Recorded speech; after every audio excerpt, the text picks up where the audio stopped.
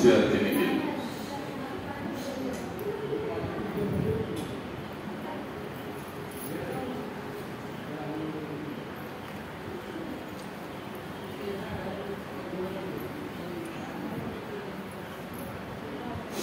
त्याचं एक महत्वाचं कारण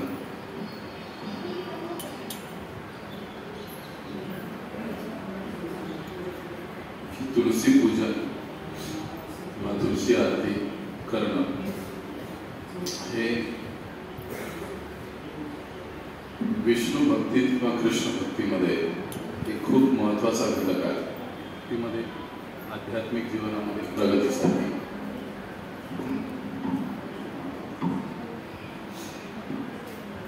आणि भागवतामध्ये अनेक ठिकाणी प्रभुपाद सांगतात, पहिल्या स्कंदातही, की गृहस्थांनी तुलसीचं पूजन किंवा आरती केली पाहिजे. आजकाल आपण विसरून गेलो, पण पूर्वी जर पाहिलं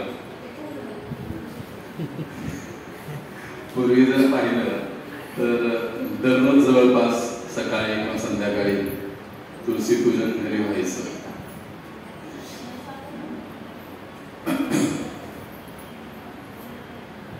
कारण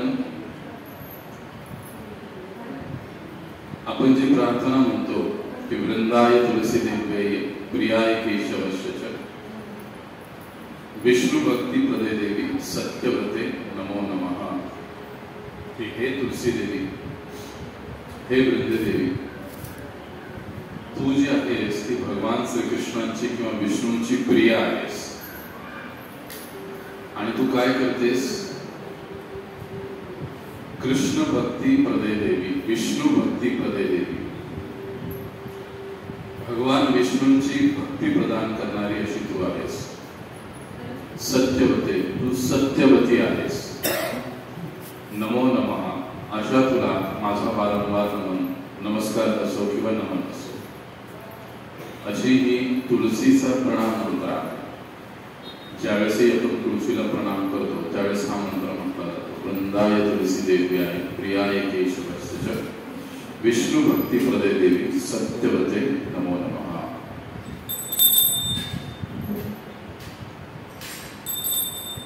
कारण आपल्याला माहिती आहे की भगवान श्रीकृष्ण किंवा भगवान विष्णू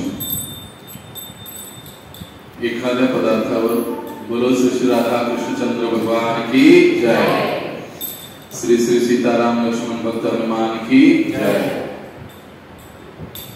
तुलसी पत्र असल्याशिवाय ती गोष्ट कधीच स्वीकारत नाही.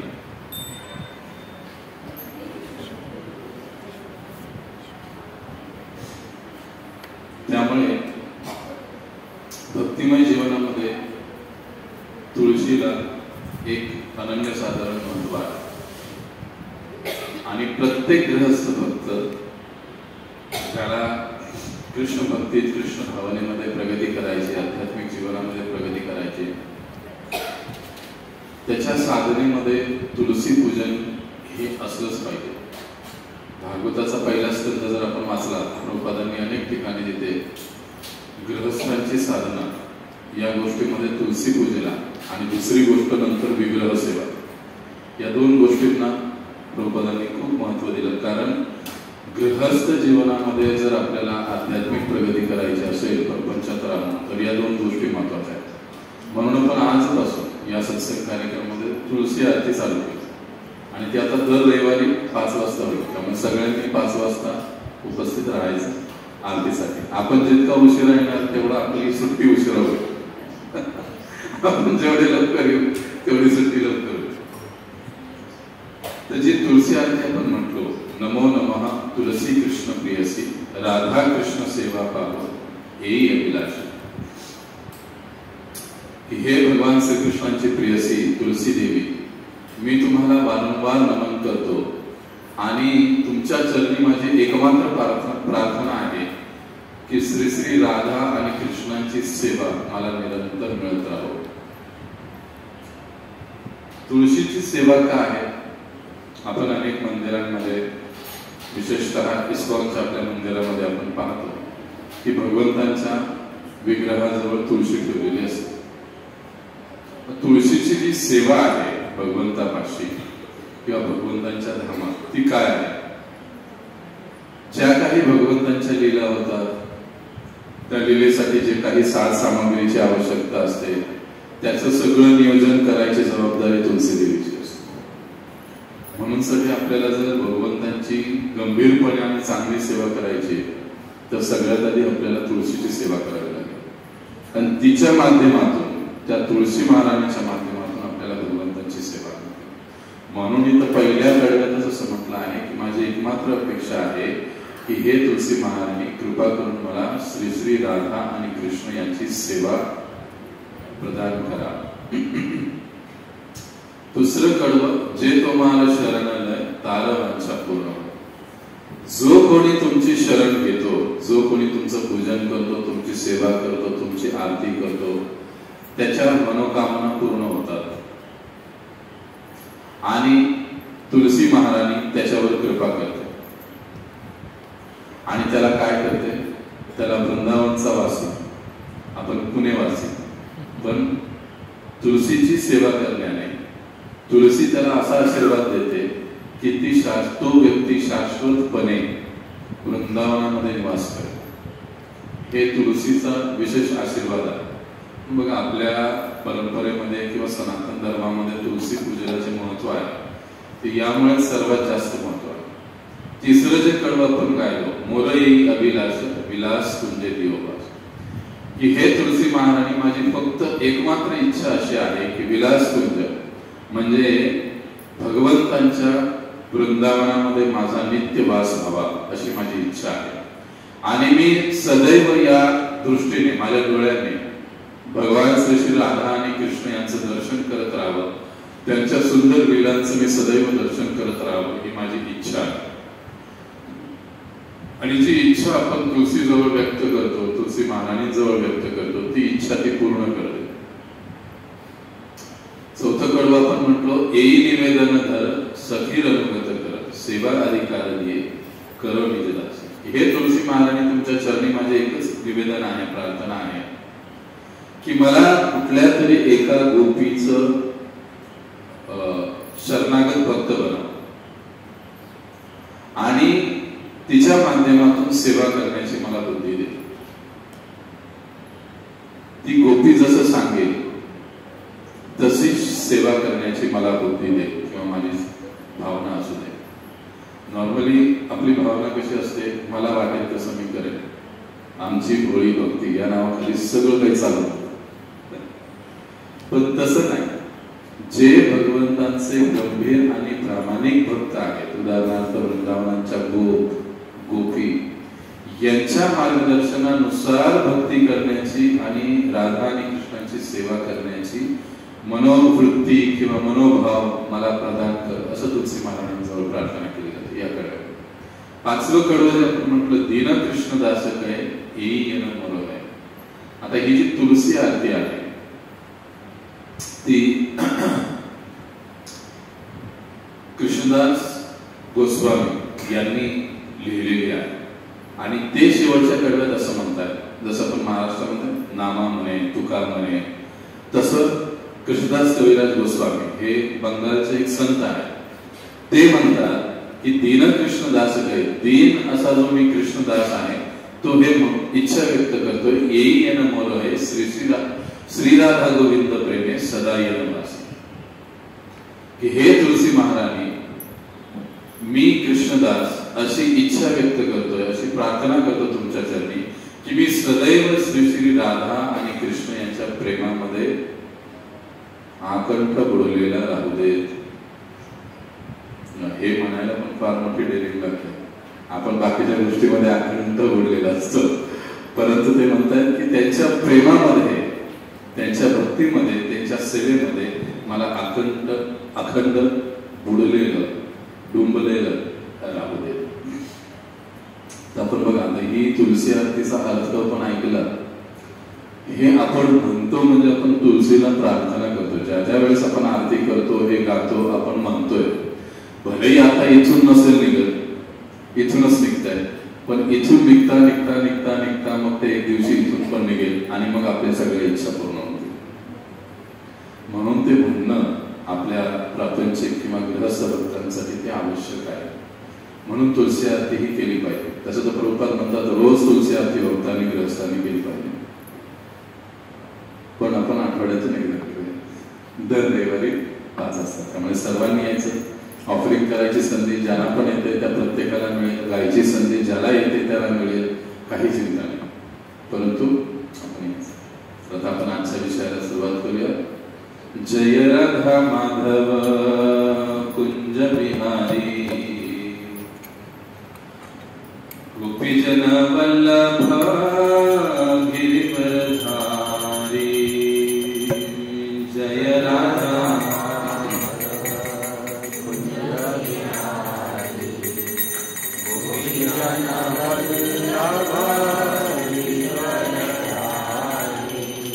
जय राधा माधव कुंज बिहारी गोपीजन वल्लभ गिरिवरधारी. जय राधा माधव कुंज बिहारी गोपीजन वल्लभ गिरिवरधारी. यशोदा नंदना ब्रज जगन्नंदना यशोदा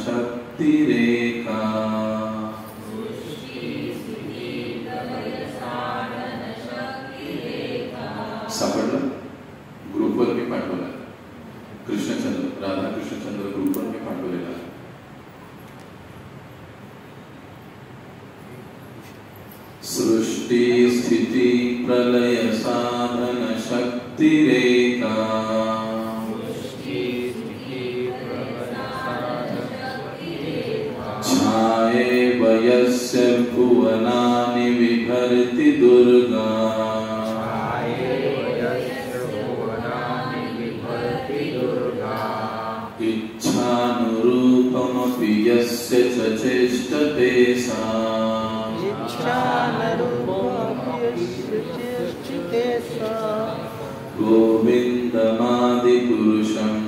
तमहं भजामि। गोविन्दमादिपुरुषं तमहं भजामि। सृष्टि स्थिति प्रलय साधन शक्तिरेखा। सृष्टि स्थिति प्रलय शक्तिरेखा। छायेव यस्य भुवनानि बिभर्ति दुर्गा। छायेव यस्य भुवनानि बिभर्ति दुर्गा। इच्छानुरूपम् अपि यस्य च चेष्टते सा। इच्छानुरूप अपि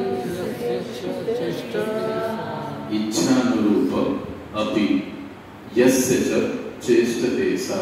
दो शब्द। इच्छा अनुरूप अपि यस्य च चेष्टते सा। इच्छा अनुरूप अपि यस्य च चेष्टते सा। गोविन्दमादिपुरुषं तमहं भजामि। गोविन्दमादिपुरुषं तमहं भजामि।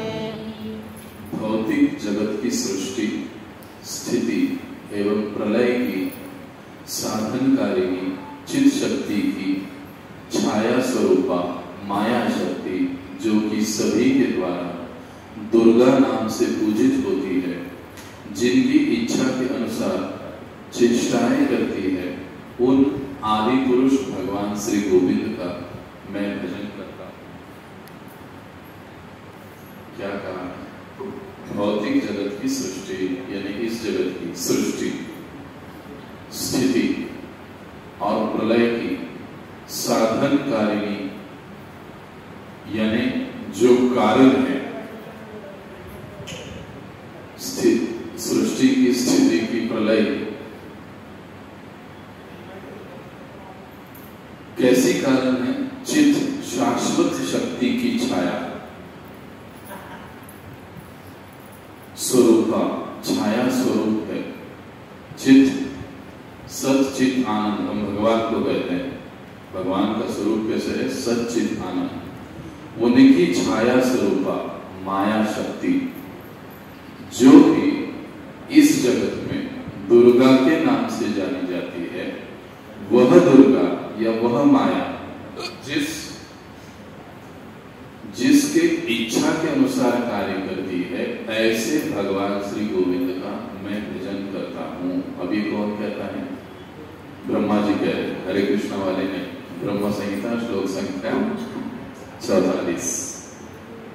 ये ब्रह्मा जी कह रहे कि मैं नमन करता हूं किसको? गोविंद को, कि जिनकी छाया स्वरूप है दुर्गा, जिनकी इच्छा से वो कार्य करती है, ऐसे गोविंद को मैं नमन करता हूं।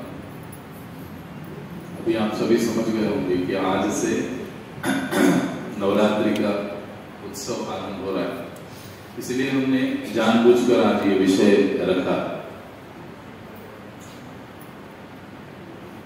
9 दिन का ये पर्व इस जगत में काफी स्थानों पर बड़े धूमधाम से मनाया जाता है। सभी लोग माता दुर्गा की पूजा में व्यस्त हो जाते हैं, मग्न हो जाते हैं, उनकी उपासना में अलग अलग प्रकार से उनके मंत्र बोलते हैं, उनके अष्टकम को सुनते हैं, उसको अलग अलग प्रकार की भेंटें देते हैं, उनका पूजन करते हैं, अंत में बलि भी देते हैं, बहुत कुछ होता है। न जाने लोग क्या क्या करते रहते हैं इस नवरात्रि के माध्यम से। और कई बार लोग ये सोचते हैं कि माता दुर्गा ही सब कुछ है, वही भगवान है, वही हमें सब कुछ प्रदान करती है। तो इसी विषय के अनुसार आज हम चर्चा करेंगे कि वास्तविकता में दुर्गा देवी कौन है, कैसे हमको उनका पूजन या आराधना हमको करनी चाहिए।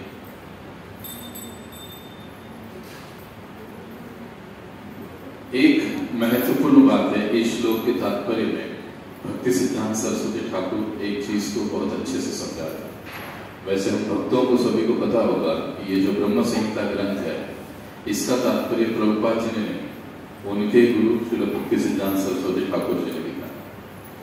और वो एक बात बड़ी सुंदरता से समझाते हैं कि यदि हमको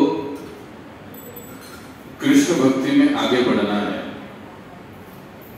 अगर हम कृष्ण सेवा में, कृष्ण भक्ति में आगे बढ़ना चाहते हैं, तो हमको ये समझना जरूरी है कि दुर्गा देवी का स्थान क्या है। नहीं तो गड़बड़ हो जाती है। फिर कभी कभी भक्त भी नवरात्रि आ गई, नवरात्रि करेंगे, गणपति आ गए, गणपति दिखाएंगे, हो सकता है। इसलिए गणेश जी हो, शिव जी हो, दुर्गा जी हो, इनका स्थान क्या है, कैसे इनका पूजन हम कर सकते हैं, कैसे हम इनको, इनके कार्यों को, इनके गुणों को समझ सकते हैं, ये समझना बहुत जरूरी है। जब हम इस बात को समझेंगे, विशेष रूप से आज के विषय की दृष्टि से दुर्गा देवी के स्थान को यदि हम समझेंगे, उनका कार्य क्या है यदि हम समझेंगे, उनको किस दृष्टि से देखना चाहिए, ये अगर हम लोग समझेंगे, तो हम लोग कृष्ण भक्ति में अच्छे से आगे बढ़ पाएंगे।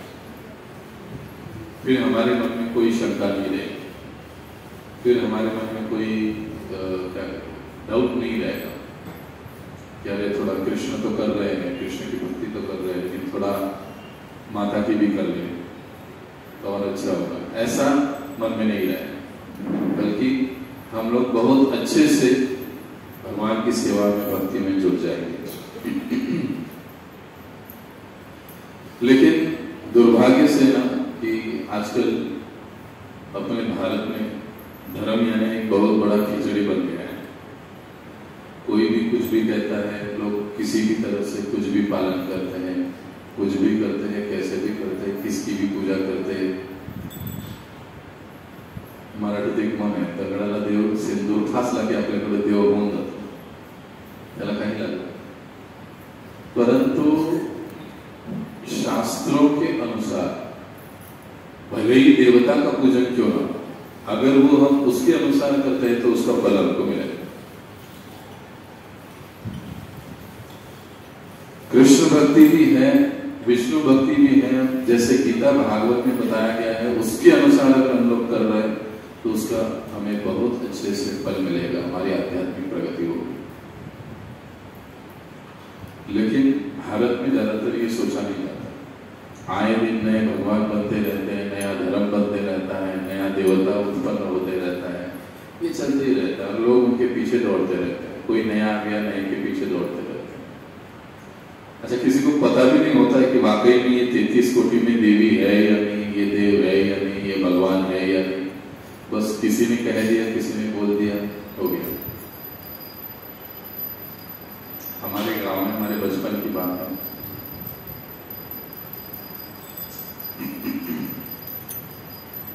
हमारा घर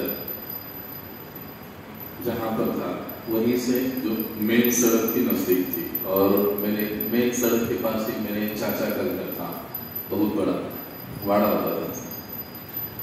कई बार ऐसे होता था कि वहां पर जो गांव के लोग साइड में लाकर अपना कचरा, गोबर आदि डाल देते, तो सबको बता बता के परेशान हो गए, कोई सुन ही नहीं रहा। एक दिन रात को उन्होंने क्या किया, एक पत्थर ले लिया, उसको वो लाल सिंदूर लगा दिया और अपने घर के थोड़ा दूर वहां पर उन्होंने रख दिया। और कुछ तो ऐसी बातें बता दी, अरे देखो देखो यहाँ पर ऐसा मसोबा आ गया है। और सब लोगों का आश्चर्य हुआ। अब उसके लिए उन्होंने सब गांव को खाना भी खिलाया कि हमारे घर के बाजू में आ गया, ऐसे हो गया, वैसे हो गया। फिर लोग आ गए, फूल चढ़ाने लगे, कोई दिया लगाने लगे, अगरबत्ती लगाने लगे। अब ये सब होने लगा। घर इधर थोड़े दूर पर मंदिर, फिर आहिस्ता आहिस्ता उसका एक जगह बना बहुत बड़ा। लोग आकर बैठकर उधर कुछ बोलने लगे, करने लगे, होने लगा। अब कहने लगा देखो इधर भगवान आ गए, इथं देव आलाय, आता इथं कचरा वगैरे कोणी टाकायचं नाही बरं, म्हणजे देवाचं प्राकट्य कचरा हटवण्यासाठी। आजकल हम लोग भी देखते हैं बड़े बड़े ऑफिस की बिल्डिंग अगर रहेगी तो सीढ़ी के कोने में देवताओं की मूर्ति लगाई जाती, तो ये टाइल्स लगाई जाती है आजकल, क्योंकि लोग थूके नहीं, कुछ कचरा डाले नहीं। यानी हमारी सोच देवताओं के प्रति, भगवान के प्रति कैसी है वो हम लोग दिखाते हैं। कोई भी सोचता नहीं कि वाकई में ये देव है भी या नहीं भी, क्या है क्या नहीं है, लेकिन चलते रहता है एक के बाद एक कि अभी मेरे चाचा गुजर गए, जमाना हो गया, अभी उसके बच्चे उसकी पूजा कर लेते, तो ये एक परंपरा बन जाती है नहीं है, वहां पर अस्तित्व देवताओं का, देव का किसी को कुछ पता नहीं है, लेकिन चलते रहता है। आगे चलते ही परंपरा बन जाती है, 100 साल 200 साल 300 साल, फिर लोग वही धर्म बन जाता है। लगभग भारत में सभी जगह हम लोग देखते कि यही स्थिति है, क्योंकि लोगों को शास्त्रों का ज्ञान नहीं होता, सच्चा धर्म क्या है उसका ज्ञान नहीं होता। अब वास्तविकता में दुर्गा देवी कौन है ये समझने के लिए पहले हमको ये समझना पड़ेगा कि भगवान कौन है। प्राय हम लोग किसी भी भगवान कहते हैं, लेकिन अगर गीता भागवत शास्त्रों की बात करें तो भगवान केवल एक ही है, ईश्वर परम कृष्ण सच्चिदानंद विग्रह। यही ब्रह्मा जी ब्रह्म संहिता का पहला श्लोक कि ईश्वर एकमात्र कौन है, परम कृष्ण, कृष्ण ही ईश्वर है। और वो कैसे है, सच्चिद आनंद। और वे कृष्ण अपने धाम में निरंतर अपनी लीलाओं में व्यस्त रहते हैं, वास करते हैं, और उनके धाम का वर्णन भी ब्रह्मा जी करते हैं। लाखों लाखों लक्ष्मियों की सेवा करती है, जमीन चिंतामणि की बनी हुई होती है, हीरे जवाहरात के सारे महल होते हैं, ऐसा वर्णन होता है। वहां का एक एक पेड़ कल्पवृक्ष है भगवान के धाम का। एक ही पेड़ को आप आम मांगोगे तो भी देगा, खरबूजा मांगेंगे तो भी देगा, 56 भोग का प्लेट मांगेंगे तो भी बना बनाया वो देगा। इसीलिए उसको कल्पवृक्ष कहा जाता है। कल्पवृक्ष का मतलब जो भी हम कल्पना करते हैं वो हमको दे देता है। ऐसे लाखों लाखों कल्पवृक्ष भगवान के धाम में, ऐसे धाम में भगवान निरंतर रहते हैं और ब्रह्मा जी इसका वर्णन करते हैं, और यही सत्य है। लेकिन आध्यात्मिक जगत से, यानी वैकुंठ जगत, गोलोक धाम, उससे भी नीचे ये सारा भौतिक जगत है जो हम देखते हैं, जो हम देख रहे हैं। ये सारा आकाश देखते हैं, हम चंद्र देखते हैं, सूर्य देखते हैं, तारे देखते हैं, ये सारा भौतिक जगत है। और ये भौतिक क्यों कहा जाता है, क्योंकि ये कुछ समय के बाद नष्ट होने वाला है। इसलिए आध्यात्मिक जगत को भौतिक नहीं कहा, वो आध्यात्मिक जगत है क्योंकि वो शाश्वत रहता है। ये जगत नष्ट होने के बाद भी वो दुनिया रहती है। अब अगर कोई ऐसे प्रश्न पूछेगा, प्रभु जी आप देख कर आए हो क्या, तो हर चीज देखने की जरूरत नहीं होती। कुछ चीजें हमें शास्त्रों से सुनना चाहिए और मानना भी चाहिए, जैसे कि हमारे कई सारे संतों ने माना।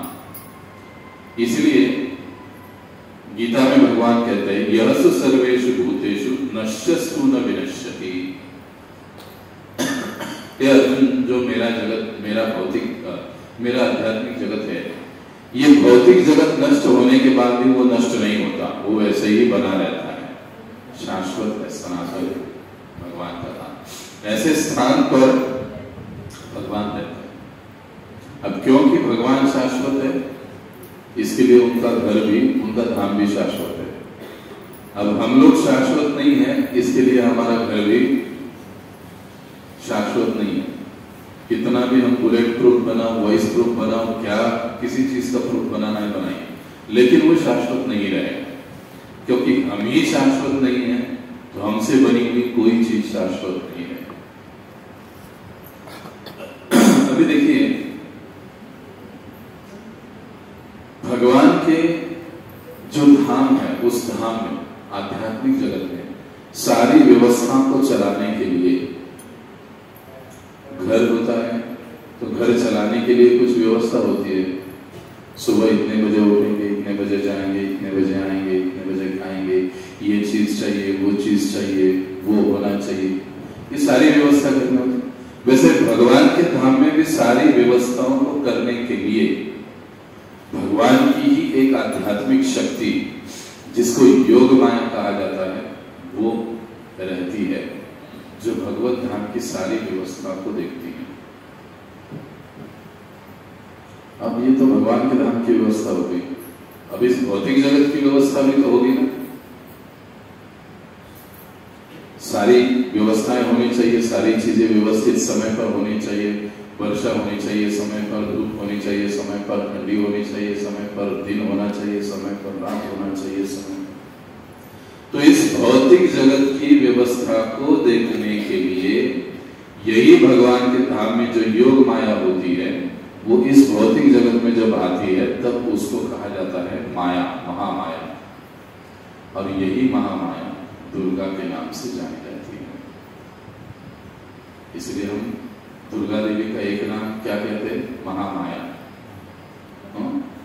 वैष्णवी। देखो मैंने ग्रुप में भेजा है, अलग अलग नाम और उनके अलग अलग नाम के मतलब दुर्गा के। तो वही योग माया इस भौतिक जगत की व्यवस्था देखने के लिए जब आती है तो वो महामाया के रूप में आती है, और वही हम जनसाधारण लोग उन्हें दुर्गा के रूप में मानते हैं। अर्थात ये क्या हुआ? भगवान की ही शक्ति हुई। भगवान विष्णु, नारायण, कृष्ण से दुर्गा देवी की ये शक्ति अलग नहीं है, कोई स्वतंत्र सत्ता केंद्र नहीं है, बल्कि वो उनकी ही शक्ति है। तो देखिए, यही जो बहिरंगा शक्ति महामाया दुर्गा के नाम से जानी जाती है। अब सवाल आता है कि ये भौतिक जगत भगवान ने किस लिए बनाया, क्यों बनाया? तो हमारे लिए बनाया, हम लोग जो है हमारे लिए बनाया, क्योंकि ऐसे लोग या ऐसे जीव जो भगवान के शरण में नहीं आते, पहली चीज, जो लोग भगवान को छोड़कर खुद ही आनंद लेना चाहते हैं, भोग भोगना चाहते हैं, भगवान के विरोध में जाना चाहते हैं, भगवान से विमुख होना चाहते हैं, ऐसे लोगों के लिए ये भगवान ने भौतिक सृष्टि या जगत बनाया। ऐसे लोगों को इस दुनिया में आने का मौका मिलता है। जिसका भी जन्म इस दुनिया में हुआ है, समझ लेना हम भगवान से द्रोह किए हुए हैं, इसीलिए भगवान ने हमको यहाँ पर भेजा। प्राय प्रभुपाद जी एक उदाहरण देते, माता खाना बनाती है, छोटी बच्ची आती है, मैं भी चपाती बनाऊंगी, मैं भी चपाती बनाऊंगी। अब वो गैस के ऊपर चपाती बना सकती है क्या वो छोटी बच्ची? नहीं बना पाएगी।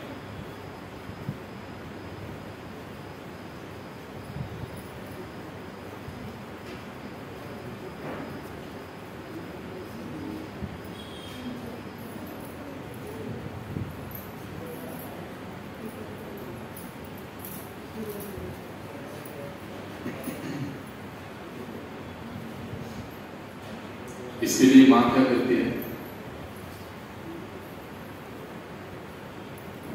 इतना इतना आटे का एक टुकड़ा निकालती है, झूठ मूठ का एक गैस देती है, झूठ मूठ का एक पॅन दे देती है, पोळपाटलातनं पण देऊन टाकते, तिथं कोपऱ्यात बस आणि बनव. ह्या किचन ओट्यावर तुझं काम. बरोबर आहे? असंच होतं की काय वेगळं होतं?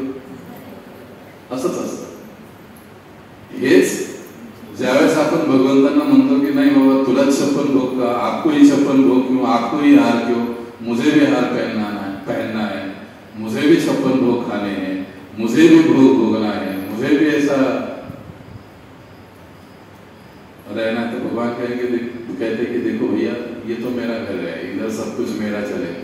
हाँ, लेकिन तुझे चाहिए तो भी मेरा बच्चा है तो तुझे मैं दे देता हूँ। इसीलिए भगवान ये जगत बनाया, यहाँ पर था। जितना मालिक बनना है बनते रहे, जितना भोग लेना है लेते रहे, जो करना है वो करते रहे।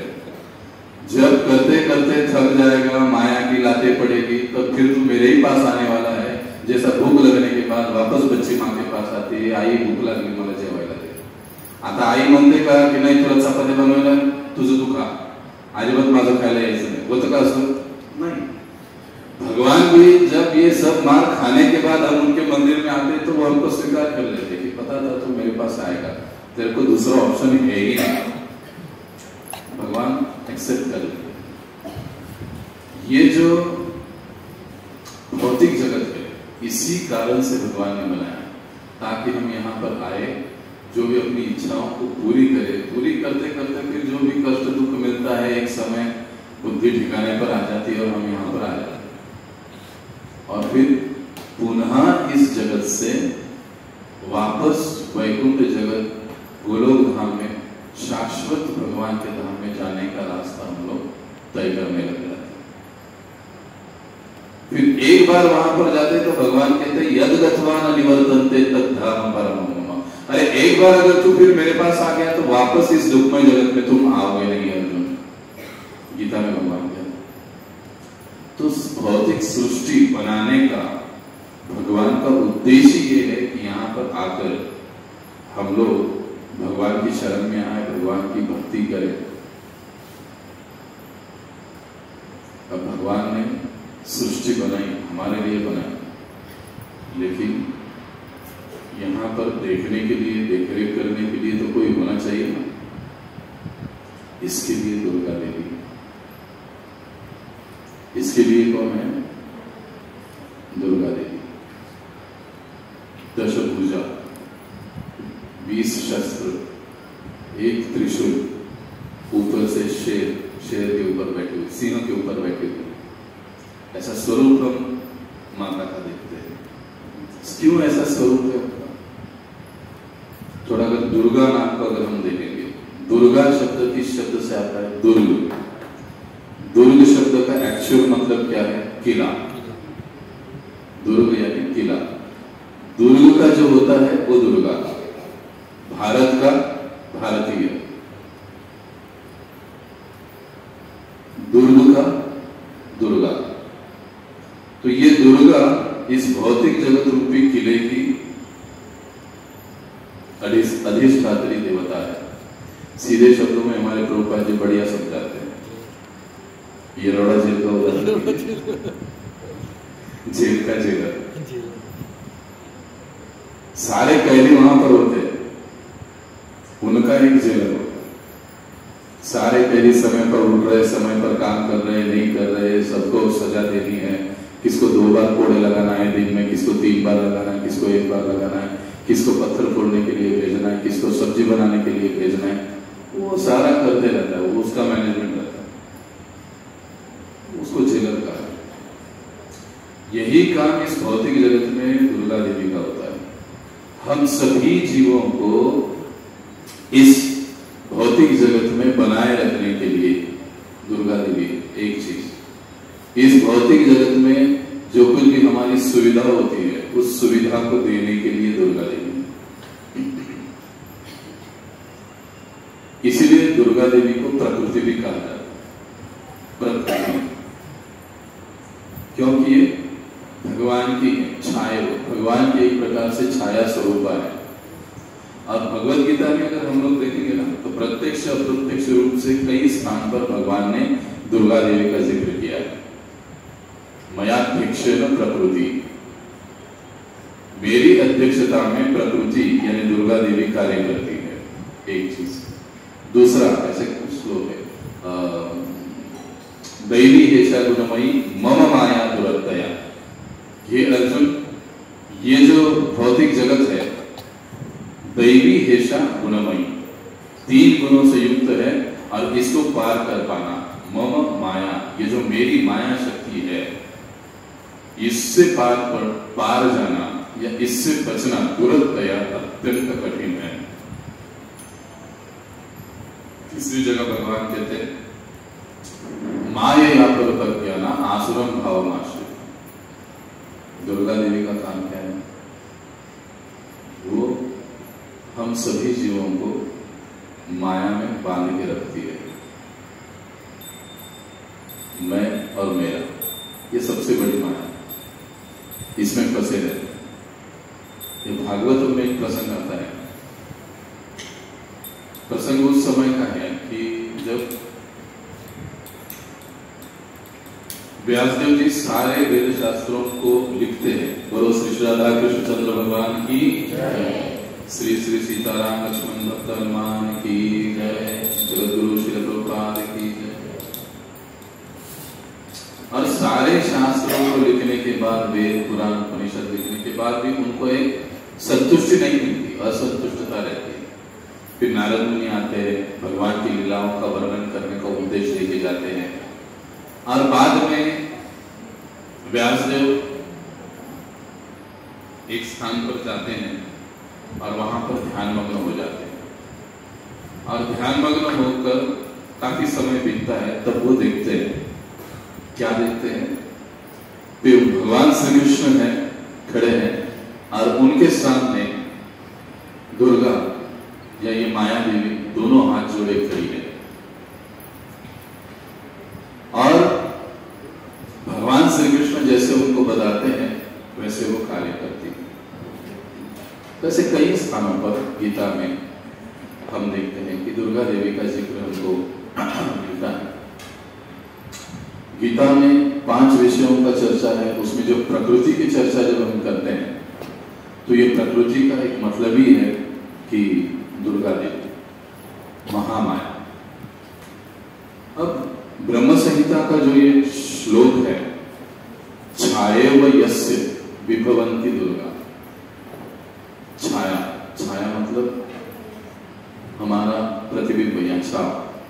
मान लीजिए अभी जैसे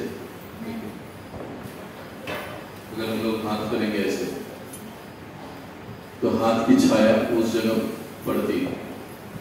अगर मेरा हाथ हिलता है तो छाया हिलेगी, हाथ नहीं हिला तो छाया नहीं हिलेगी। तो हिलता हाथ है, हाथ ये मूल स्वरूप है, और उसका प्रतिबिंब या छाया हमको आगे दिखाई देती है। अगर उंगलियां हिलेगी, उंगलियां हिलेगी, हाथ हिलेगा, हाथ हिलेगा। ठीक उसी प्रकार से भगवान इच्छा करते हैं, और ये प्रकृति या दुर्गा देवी उनकी इच्छा के अनुसार कार्य करती है। इस भौतिक जगत को चलाने में, इस भौतिक जगत में जो भी जीव है उनको उनके कर्मों के अनुसार फल देने में सहायता करती है। भगवान की इच्छा से भगवान किसी भी कार्य में प्रत्यक्ष रूप से इंटरफेयर, हस्तक्षेप नहीं करते। वो किसी के माध्यम से करते हैं, उनको इसका जरूरत है नहीं। और एक उदाहरण प्रभुपाद जी बहुत अच्छे एक जगह पर समझाते हैं कि जैसे बच्चे होते हैं, छोटे बच्चे प्राय जिद करते हैं खिलौने के लिए। पापा एक खिलौना दे दो, दिलवाओ। तो कई बार होते हैं कि पापा लोग थोड़े बिजी होते हैं। तो ऐसे एक बच्चा पापा को जिद कर रहा था, अभी पापा बिजी थे। उनके घर में एक काम वाली आई थी, दाया, बच्चे को संभालने वाली। तो पापा ने उनको बुलाया, कहा ये पैसा ले लो, और ये बच्चा जो खिलौना मांग रहा है मेरा, उसको दे दो, दिलवा दो। और बाहर जो मैदान है उस मैदान में जाओ, और उसको वो बॉल चाहिए तो बॉल दे दो, वो खेलेगा उस मैदान। अभी वो बच्चे को लिया उस दाया ने, चले गई दुकान में, एक बहुत बड़ा बॉल ले लिया, उसको दे दिया, और उसको मैदान में लेकर खिलवाने के लिए लेकर गई। अब बच्चे को क्या लगा, देखो माय पापा इज बैड पापा। दाया कितनी अच्छी है, वो मुझे बॉल देती है, मुझे मैदान में खेलने के लिए ले जाती है। लेकिन ये बच्चा ये नहीं समझ पाता है कि दाया ने अपने जेब से पैसे नहीं दिए हैं। पैसे किसने दिए हैं? पापा ने दिए हैं। क्योंकि उनको उसका वो समझ नहीं है। अब दाया मैदान में आ गई क्योंकि दाया पेमेंट पे काम करती है। पप्पा ने बोला कि भैया जाओ इसको मैदान में लेकर जाओ, इसको खिलवाओ वहां पर, तो वो दाया आगे बेचारे उसको खिलवा। लेकिन बच्चा सोचता है कि दाया बहुत अच्छी है। अब प्रभुपाद जी समझाते हैं यहाँ तो पिताजी का मतलब है भगवान श्री कृष्ण, बच्चे का मतलब है हम सब बच्चे, खिलौने का मतलब है अलग अलग हमारी जो भोग की इच्छा होती है, ये चाहिए वो चाहिए, 36 इंच हो गया, अभी 40 इंच चाहिए, एक फ्लोर एक मंजिल हो गई, अभी दूसरी भी चाहिए। ये जो हमारी अलग अलग इच्छाएं होती है, ये खिलौने का मतलब ये इच्छा है। मैदान का मतलब ये भौतिक जगत है। पिताजी, बच्चा, मैदान, खिलौना। अब कौन रह गया? दाया को दुर्गा देवी। समझ लो। लेकिन प्रायः ये होता है कि दाया के साथ रहते रहते दुर्गा देवी की उपासना करते करते हम यही समझते हैं कि इससे परे कुछ है ही नहीं। समझ लो, इससे परे कुछ है ही नहीं। लेकिन ऐसे नहीं है। जिस प्रकार से वो दाया अपने मालिक यानी पप्पा के आदेश के अनुसार काम करती है, वैसे ही दुर्गा देवी का कार्य होता है। देखो कृष्ण जन्म के समय भी देखिए आप, हम लोग ये कोई कपोल कल्पना नहीं सुन रहे हैं। जब कृष्ण जन्म होता है तब महामाया प्रकट होती, महामाया को प्रकट कराते भगवान कि जाओ तो मेरे पहले जाकर तुमको जन्म लेना है। और फिर वही बच्ची कंस के कारागृह में आती है, कंस उसको पटक के मारने के लिए जाता है, वो चली जाती है। और वो जो रूप लेती है वो कौन सा रूप है? दुर्गा का रूप है। कहती है अरे तुझे मारने वाला तो पहले ही आ चुका है। ये सारे बातों का शास्त्रों का आधार है। बातों हम कई बार ऐसे लग सकता है लोग, अरे ये दुर्गा देवी को कम कर रहे हैं और कृष्ण को ऊपर कर रहे हैं। ऐसी बात नहीं है। ये शास्त्रों की बातें हैं जो हमको सही सही रूप से समझनी चाहिए। अब कई बार ये दुर्गा देवी की आराधना पूजा करते करते लोग इस प्रकार से सोचते हैं कि दुर्गा देवी ही सब कुछ है, बाकी और कुछ नहीं है।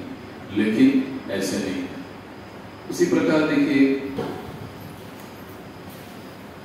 ये जो सृष्टि होती है, सृजन होता है और स्थिति होती है, संहार होता है, इसमें शिव जी के साथ दुर्गा देवी भी होती है। अब प्राय हम लोग ये समझते हैं कि विनाश करने का काम किसका होता है? शिव जी का होता है। लेकिन शिव जी का स्थान सृष्टि में भी है, सृजन में भी है। और ये भगवान नारायण या विष्णु कृष्ण के माध्यम से शिव जी और दुर्गा माया ये दोनों मिलकर करते हैं। इसलिए कहा गीता में भगवान कहते हैं अकर्ता, अपने आप को कहते हैं कि सारा कुछ इस भौतिक जगत में, आध्यात्मिक जगत में जो कुछ भी घटता है वो मैं ही करवाता हूं, लेकिन वो करता हूं फिर भी मैं अकर्ता हूं। कैसे अकर्ता है? क्योंकि वो खुद नहीं करते। अगर मुझे पानी पीना है तो मुझे बोतल उठाना पड़ेगा, पीना पड़ेगा। भगवान इच्छा करे तो बोतल भी कोई शक्ति उनके पास लेकर आएगी, उनको पानी भी पिलाएगी, हो जाएगा।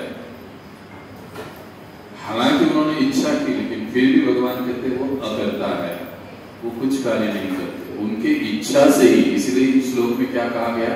इच्छा अनुरूप चेष्टते सा। किसकी इच्छा? भगवान की इच्छा के अनुसार जो कार्य करती है, चेष्टा करती है दुर्गा देवी, ऐसे गोविंद को मैं नमन करता हूं, मैं भजन करता हूं। तो इस प्रकार से जिस प्रकार से दाया बच्चे की सहायता करती है दुर्गा देवी, इस भौतिक जगत में हम सभी जीवों की सहायता करती है। और इसीलिए उसे माता का दर्जा है। दुर्गा माँ, भवानी माता। ये जो माँ शब्द लगाते हैं क्यों लगा? माँ का काम क्या होता है? अब इसको सुनते। हर माँ का काम होता है कि शिशु को, बच्चे को अपने गर्भ में जगह देना, पहली चीज। और दूसरी चीज क्या कि अपने स्वयं के शरीर से ही उसका पालन पोषण करना होता है नहीं। मां के हर व्यक्ति हमारा जो जन्म हुआ, अगर कोई माता ये दो कार्य न करे तो किसी का जन्म ही नहीं हो सकता। ये उतना ही सत्य है। ये प्रधान और महत्वपूर्ण कार्य महामाया या दुर्गा देवी का। इस जगत में हम सभी जीवों को स्थान देना और पालन पोषण करना। इसलिए प्राय हम लोग समाज में ये भी बात सुनते हैं कि अरे कृष्ण की भक्ति करने से क्या मिलेगा? कुछ नहीं मिलेगा। उससे अच्छा दुर्गा की भक्ति करो, शिव की भक्ति करो, गणपति की करो, ये करो, वो करो। कर्मकांड करने में हम लोग ज्यादा रुचि रखते हैं। अभी 9 दिन हम लोग व्रत करेंगे, उपवास करेंगे, बदले में कुछ ना कुछ तो चाहेंगे।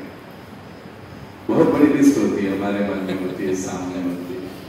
प्रभुपाद जी कहते हैं ये बनियागिरी हुई, ये काहे की भक्ति हुई? ये निष्काम साधना नहीं हुई।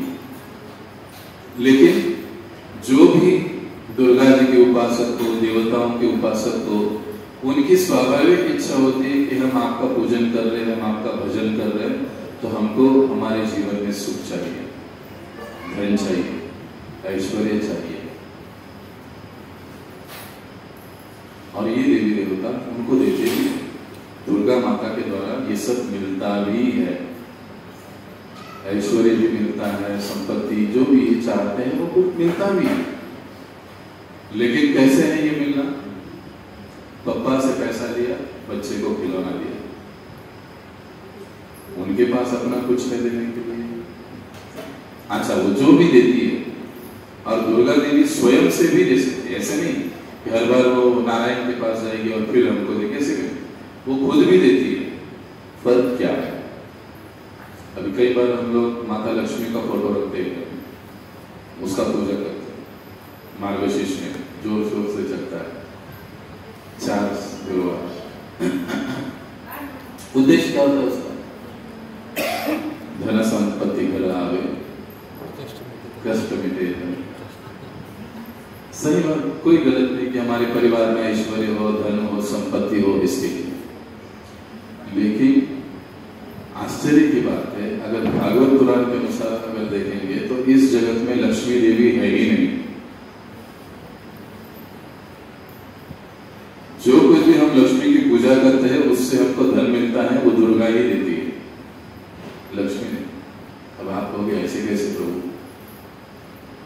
क्योंकि जो भी लक्ष्मी धन संपत्ति इस जगत में भक्तों के पास होती है वो चंचल होती है, नश्वर होती है। उन्होंने पैसा टिकतच नाही, तो टिकणारच नाही, कारण तो लक्ष्मी नाहीच। लक्ष्मी कहां पर टिकती है? अगर हमारे पास नारायण ही नहीं तो वहां पर लक्ष्मी कैसे टिकेगी? वहां पर लक्ष्मी हो ही नहीं सकती। जो कुछ भी होगी वो माया होगा, दुर्गा देगी। और फिर दुर्गा जो भी देगी, संपत्ति देगी, ऐश्वर्य देगी, उसके साथ कष्ट भी होगा, दुख भी होगा, तकलीफ भी होगी, क्योंकि उसका काम है। क्योंकि ऐसा धन अपरिहार्य रूप से व्यक्ति को कुछ समय के बाद उन्मत्त बना देता है। अब वही अगर कोई नारायण का भक्त है, कृष्ण का भक्त है, तो उसके पास जो भी धन है वो लक्ष्मी जी का दिया हुआ है। उसकी जितनी जरूरत है उतना धन उसको रहेगा, कम नहीं होगा। सुदामा का उदाहरण देखिए, याद कीजिए सुदामा की बात। सुदामा का जो धन मिला वो खत्म नहीं हुआ, वो शाश्वत रूप से रहा, क्योंकि वो रुक्मिणी जी ने, भगवान जी ने दिया था।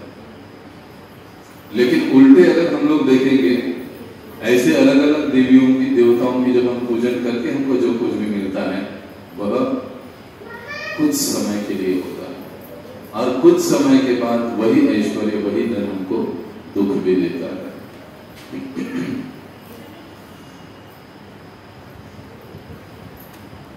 अभी ऐसी दुर्गा देवी सुविधाओं को प्रदान करती है, लेकिन साथ ही साथ उनके पास त्रिशूल होता है। देखो जितने सारे देवता देखते हैं उनको, उन देवताओं के पास त्रिशूल होता है, देखा है? त्रिशूल का मतलब क्या है? त्रि का मतलब, शूल का मतलब कांटा। कांटा चुभने से क्या होता है? नहीं, मजा आता है। त्रिशूल, तीन प्रकार के कांटे, तीन प्रकार के तकलीफ। कौन से? आदि दैविक, आदि आध्यात्मिक, आदि भौतिक। ये तीनों त्रास जीवों के कर्मों के अनुसार देने का काम दुर्गा देवी का, इसलिए उनके पास त्रिशूल होता है। नारायण के पास त्रिशूल है, कृष्ण के पास त्रिशूल है, दुर्गा के पास त्रिशूल है, शिव जी के पास त्रिशूल है, बाकी देवताओं के पास त्रिशूल है। ये त्रिशूल देने का कार्य, इसका उद्देश्य क्या है त्रिशूल का? एक तो ये त्रिशूल तीन ताप देना कर्म के अनुसार, वो जबरदस्ती नहीं देंगे। आपने कुछ किया नहीं तो जबरदस्ती आपको कोई तकलीफ नहीं होगा, लेकिन आपने अगर कोई बुरा कर्म किया है तो उसका फल देने का कार्य इनका होता है। नहीं किया, नहीं मिला। मैं डरा नहीं रहा हूं दुर्गा देवी से, मैं डरा नहीं रहा हूं, लेकिन उनके कार्यों को समझा रहा हूं। ये कैसे है? ठीक वैसे ही है जैसे जेलर होता है। फिर से ये वर्ड में जाएंगे, मतलब उस उदाहरण की ओर जाएंगे। जैसे जेलर होता है, उनको पीछे से सूचना होती है, देखो इस कैदी ने जो है ना 10 खून किए है, इसको सवेरे 100 बार कोड़े लगाने हैं, दोपहर को 100 बार लगाने हैं, शाम को 100 बार लगाने हैं। उनको ऊपर से बताया गया है, वो जेलर वैसे काम करेगा। उसमें उसका कोई खुद का कोई स्वार्थ नहीं, कोई हेतु नहीं होता है, जबरदस्ती को किसी को तकलीफ नहीं देगा। जिसने जैसा गुनाह किया है उसके गुनाह के अनुसार उसको रखा जाएगा, उसको सुविधा दी जाएगी या उसको दुविधा दी जाएगी, ये पक्का है। वैसे ही ये दुर्गा देवी का कार्य। तो दुर्गा देवी संतान की तरह सभी जीवों को इस भौतिक जगत में संभालती है, सुविधा भी देती है, कुछ टेम्पररी सुखों को भी देती है और कुछ कर्म के अनुसार दुखों को भी। इसलिए गीता में एक जगह पर भगवान कहते हैं सर्वयोनिषु कौन्तेय अहम बीज प्रदत्त। हालांकि सभी को बीज प्रदान करने वाले पिता भगवान कृष्ण है, लेकिन ये शिवजी और माता दुर्गा, इनके माध्यम से ये सारा कार्य चल रहा है। तो अभी हम जो भागवत की कथा देख रहे हैं, व्यास देव जी ने देखा कि कृष्ण के सामने माया देवी हाथ जोड़े खड़ी हुई है और भगवान उसको आदेश दे रहे कि अब मेरा अवतरण होगा तो मुझसे पहले तुमको जाना है। कहां पर? वृंदावन, वहां पर जन्म लेना है, बाद में मथुरा आना है और मथुरा आकर फिर बाद में कंस को सूचना देंगे। ये सारा काम जो भगवान नारायण ने बताया वही काम दुर्गा ने किया और कंस को पता चल गया कि कृष्ण का जन्म हो चुका है। अब व्यासदेव जी ये सारी चीजों को देख रहे, उनको जो वो ध्यान मग्न हो गए, वो ये सब देख रहे कि कैसे दुर्गा देवी ये माया कृष्ण की इच्छा के अनुसार कार्य कर रही है। इसलिए भागवत का तुरंत जो अगला श्लोक आता है ना, सुध गोस्वामी बताते हैं, बहुत महत्वपूर्ण श्लोक। यया सम्मोहितो जीव आत्मानं त्रिगुणात्मकं परोपि मनसेनर्थं यत् कृतं च आधिपत्यते। अब इसका मतलब क्या है? सुखदेव गोस्वामी कहते हैं, तो अभी जो देखा उन्होंने, ये चीज तो देखी कि कैसे भगवान ने आज्ञा दी। अब दूसरी चीज भी उन्होंने और क्या देखा कि माया देवी जो है, ये दुर्गा देवी एक जाल फेंकती है। मछुआरा जैसे जल में जाल फेंकता है, वैसे माया देवी जाल फेंकती है और उस जाल में ये सारे जो जीव हैं फंस जाते हैं। इसको भी व्यासदेव देख रहे हैं। अब क्योंकि उनको इतने बड़े भागवत की रचना करनी है, इतने ग्रंथों की रचना करनी है, तो चीजें उनको सही सही समझनी चाहिए ना। तो ध्यान अवस्था में उनको वो सारा दिख रहा, वो देख रहे हैं उसको। और सुखदेव गोस्वामी वर्णन कर रहे हैं, यया सम्मोहितो जीवो। और इस प्रकार से जब दुर्गा देवी माया इस जगत में ये जाल फेंकती है तो सारे जीव सम्मोहित हो जाते हैं। आत्मानम त्रिगुणात्मकम, सारे जीव इन 3 गुणों में, सत्व रज तमो में बद्ध हो जाते हैं, माया में फंस जाते हैं। का मतलब क्या है? मैं और मेरा, मैं ये हूँ, मैं वो हूँ, मैं मैनेजर हूँ, मैं भारतीय हूँ, मैं अमेरिकन हूँ, मैं बहुत बड़ा हूँ, मैं छोटा हूँ, मैं ये हूँ, मैं वो हूँ, मैं मेरा मेरा ये है, मेरा वो है, मेरा बिल्डिंग है, मेरा घर है, मेरा संबंधी है, मेरा पति है, मेरा पत्नी है। पूरा जीवन भर उस जाल में मैं और मेरे के फंसाने का काम एक तरह से किसका होता है? माया। रेशम का कीड़ा बना, रेशमा से कीड़ा कसा असतो, वो अपने मुख से वो जो उसकी लार निकलती है उसे भी वो अटकते जाता,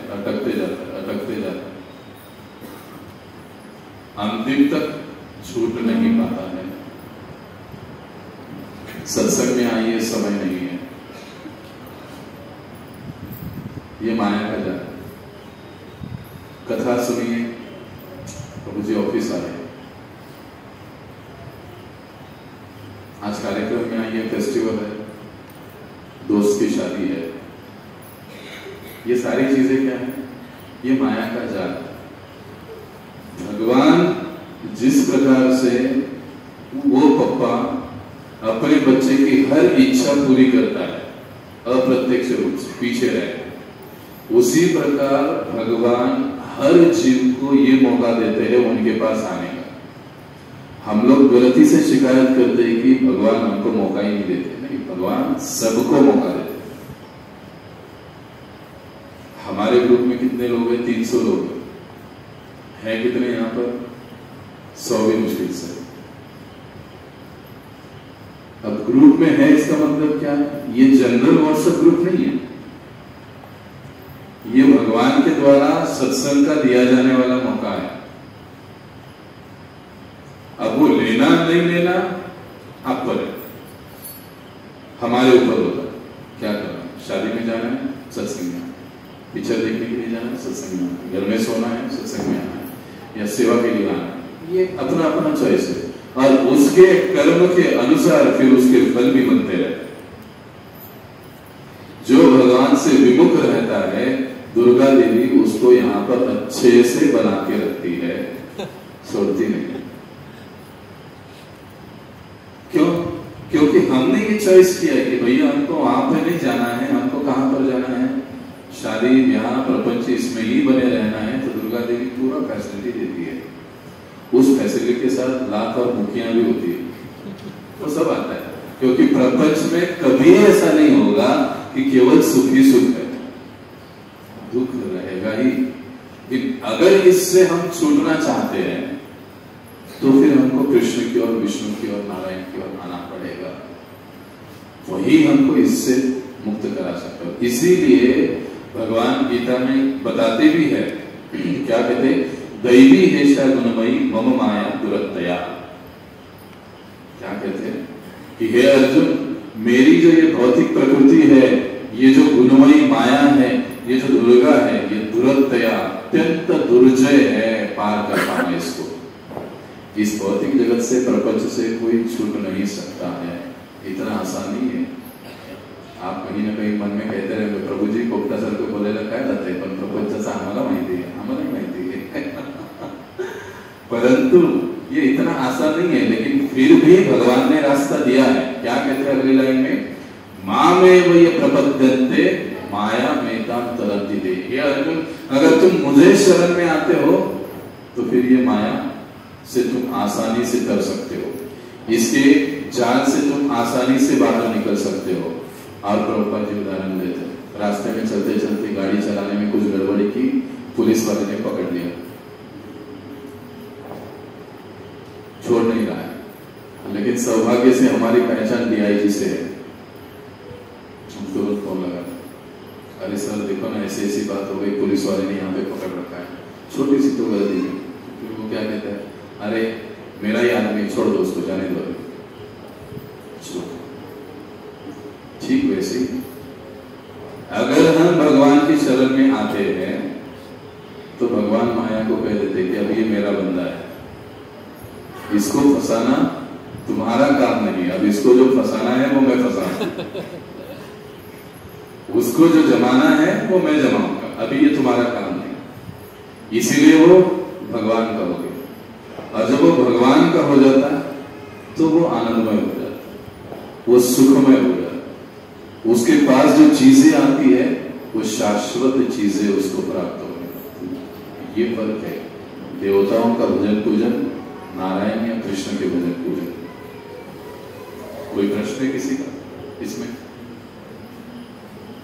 अब देखिए दुर्गा के द्वारा जो भी चीजें हमको मिलती है इस भौतिक जगत में बांधे रहती है। भक्तों के पास जो भी धन होता है वो लक्ष्मी के द्वारा करता है, नारायण के द्वारा करता है, वो इस जगत से मुक्त करते हैं। कई बार ऐसे होता है कि लोग दुर्गा के उग्र स्वरूप का पूजन करते हैं, काली। पश्चिम बंगाल में ये पूजन काफी चलता है, हमारे यहाँ भी कई जगह पर ये पूजन चलता है। आप जानते नहीं होंगे बंगाल में आज भी ऐसे डाकुओं का एक जमात है। वो लोग डकैती करने के पहले काली माता को बलि चढ़ाते हैं, इसलिए ताकि ये माता हम जो डकैती करने जा रहे हैं हमको उसमें सफलता रहे।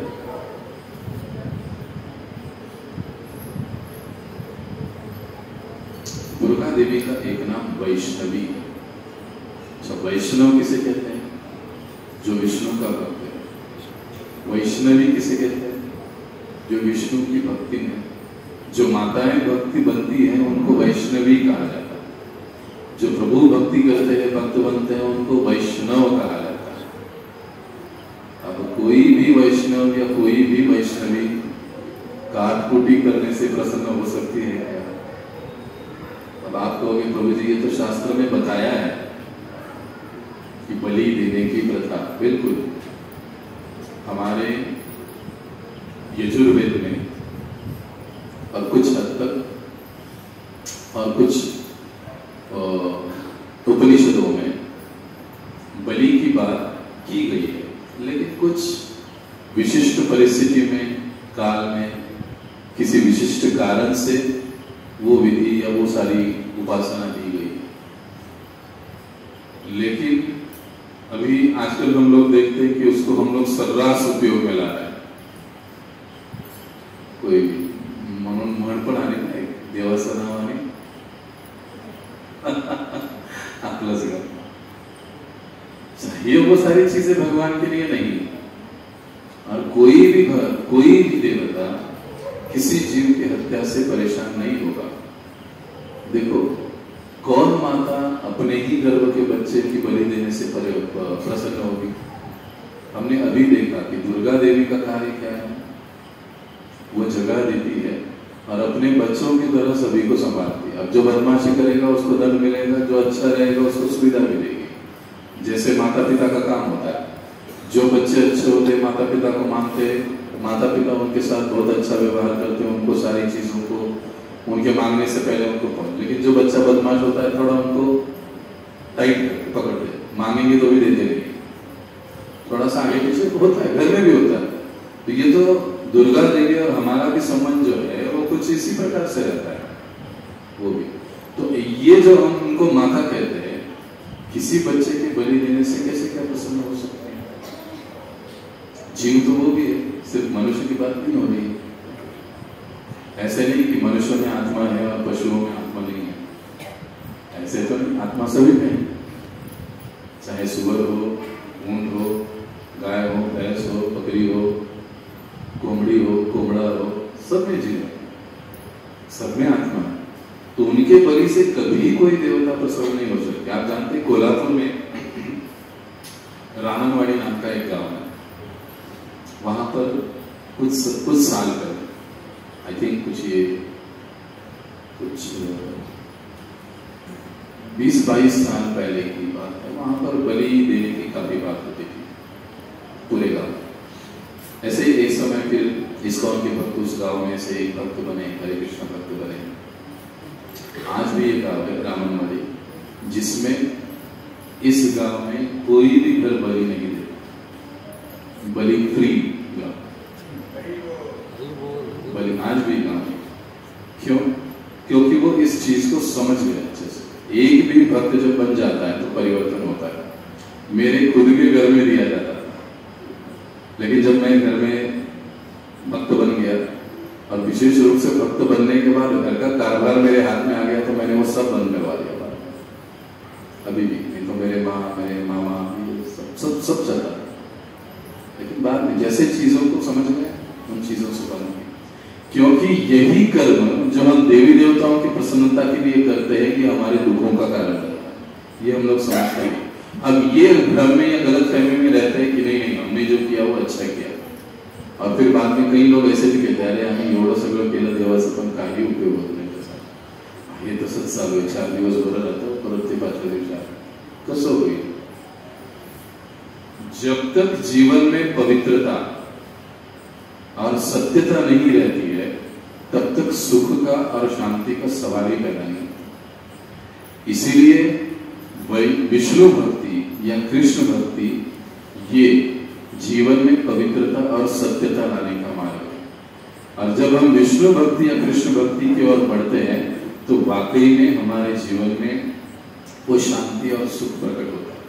देखो आप कई सारे हमारे हरे कृष्ण भक्तों के जीवन में देखोगे और आपको दिखाई देगा वो चीज, वो खुशी दिखाई देगी, वो आनंद दिखाई देगा, कितने प्रेम से आएंगे, सेवा करेंगे, कीर्तन करेंगे, घर में भी रहेंगे। क्यों? क्योंकि कृष्ण भक्ति या विष्णु भक्ति ही व्यक्ति को वास्तविक रूप से शाश्वत सुख और शांति दे सकती है। किसी भी आसुरी उपासना के द्वारा हम लोग सुखी नहीं रह सकते। भागवत में एक कथा आती है, जड़ भरत की कथा। जड़ भरत को बलि देने के लिए लेकर गए वो जो डाकू लोग थे। ये जड़ भरत को एक अच्छे भक्त थे भगवान, लेकिन उनको पकड़ कर उनको बलि देना था, मनुष्य की बलि देना था। उनकी कुछ कामना थी, इच्छा थी, उसके लिए उनको मनुष्य बलि देना था। जैसे ही दुर्गा देवी ने देखा, भागवत में वर्णन है, उसको इतना क्रोध आ गया कि उसने अपने ही उपासकों को मार दिया, तलवार से काट दिया, और उस जड़ भरत को हाथ जोड़कर जाने दिया, छोड़ दिया। जो विष्णु भक्त या कृष्ण भक्त होते हैं, उनका रक्षण देवी देवता भी करते हैं। कई बार ऐसे होता है ना कि कृष्ण की भक्ति, विष्णु की भक्ति करेंगे तो फिर बाकी के हमारे कुल देवता क्या बोलेंगे, ये क्या बोलेंगे, वो क्या बोलेंगे, ये क्या होगा, वो क्या होगा, कुछ नहीं होगा। जड़ में पानी डालेंगे, 33 कोटि का जड़ क्या है? 33 कोटि का जड़ क्या है? 33 कोटि देवताओं का जड़ कहां पर है?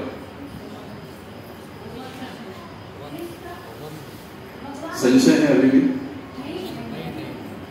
33 कोटि का जड़, देवताओं का जड़ कहां पर है?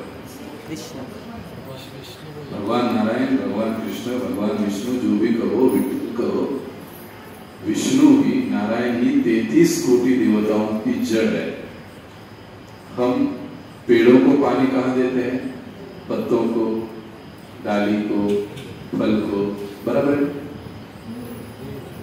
जड़ में पानी देते हैं। जड़ में पानी देते हैं तो पत्ता भी हरा भरा होता है, फल भी अच्छा होता है, पेड़ भी अच्छा होता है।